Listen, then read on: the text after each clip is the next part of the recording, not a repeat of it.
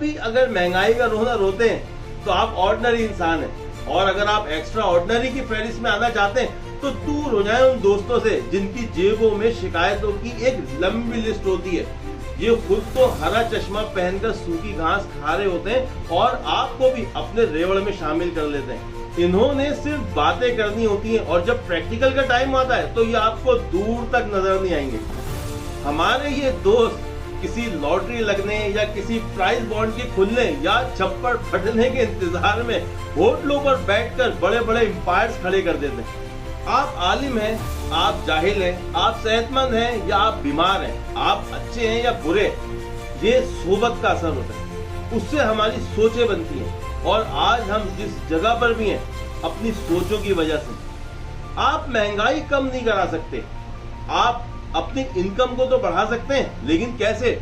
उसके लिए आपको अपनी स्किल्स को पॉलिश करना होगा, अपनी स्किल्स को बढ़ाना पड़ेगा, बरकत के असबाब अपनाना पड़ेंगे, और जिन असबाब से बरकतें जाती हैं उनको छोड़ना पड़ेगा। कहीं पर भी महंगाई कम नहीं होती। वो कहते हैं कि गुड़ नहीं, गुड़ जैसी बात ही सही।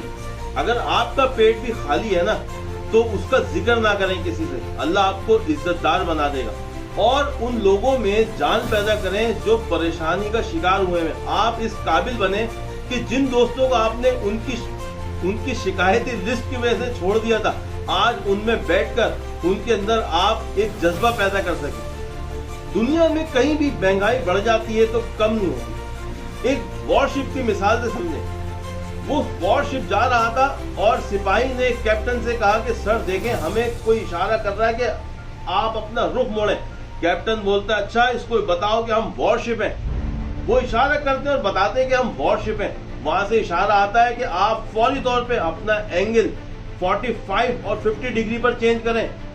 कैप्टन को गुस्सा आ जाता है और कहता है कि फौरन आप अपने मेरे सामने से हट जाएं क्योंकि हम वॉरशिप हैं।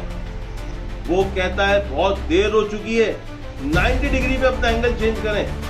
कैप्टन को गुस्सा आ जाता है और वो तोप अगर सामने की तरफ कर ही रहा होता है कि वहां से सिग्नल आता है कि बेवकूफ हम लाइट हाउस हैं। तो कैप्टन की हवाइयां उड़ जाती है।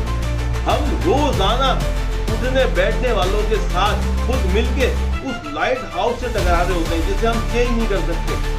हमें खुद अपनी लाइफ चेंज करनी पड़ेगी, सोचना पड़ेगा, अपने टाइम को मैनेज करके उसको सही तरह से प्रोडक्टिवली बनाना पड़ेगा।